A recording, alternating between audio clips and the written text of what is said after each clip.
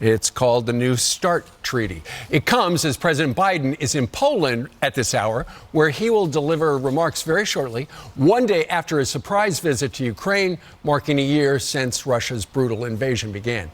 Republican Congressman and National Guard Colonel Michael Waltz sits on the Armed Services Committee, and he's sitting for us this morning. Congressman, good morning to you. Hey, good to be with you. Thanks. So let's start with this headline. Moscow suspending the New START nuclear weapons treaty, and they say they must be ready to resume nuclear weapon testing if the United States does the same. That's not good. No, Steve, but it's frankly, it's one of the only cards Putin has left. His conventional military has been completely decimated. So really all he has left is his strategic nuclear forces.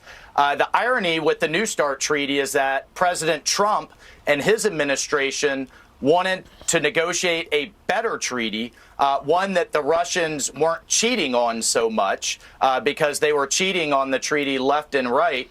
And yet we had a change in administration. Biden comes in and he just gives them a 5-year extension, getting nothing in return, which I think was one of many things, including the lack of response to Colonial Pipeline, the withdrawal from Afghanistan, that led Putin to think he could get away with this invasion. And then the bigger piece on the nuclear stage actually is China. China now has more ICBMs than we do.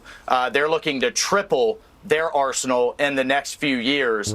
So that's where my concern is, not so much Russia. Well, the Russia New START treaty that he's talking about suspending is the only thing we got with them. So that's the only piece of paper we've got with Vladimir Putin regarding those. But regarding China, Congressman, I believe one of the China's top diplomats going to Russia today after Putin's big speech, and they're going to be talking a little bit, presumably, about how can we, China, help you with your battle against Ukraine? And that's not good either. No, that's right. They're already helping with non-lethal aid, with economic aid.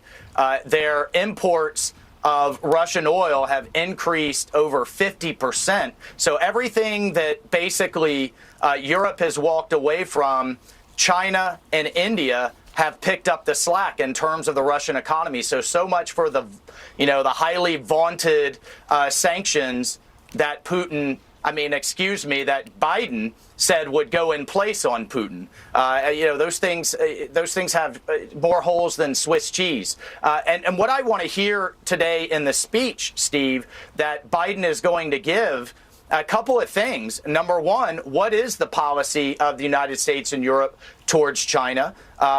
Their foreign minister is in Moscow right now proposing a peace deal. And then what does success look like for the United States? It can't be a blank check until Zelensky decides he wants to go to the bargaining table. I completely agree with the last part. And that's why we called you in, because you're an expert at all of this stuff. Congressman, thank you very much for joining us today. You've got something to add. Go ahead. And Steve, no, very quickly, the other thing I'd like to see today from Biden, there should be a one-for-one contribution from the Europeans. We've given over $100 billion. The next nearest European country is UK at $4 billion. Dollar for dollar, U.S. and Europe going forward. They've got to carry their fair share. Indeed. All right. Congressman, thank you very much for joining us. We should hear from the president very shortly. Thank you, sir. All right. Thank you. You bet.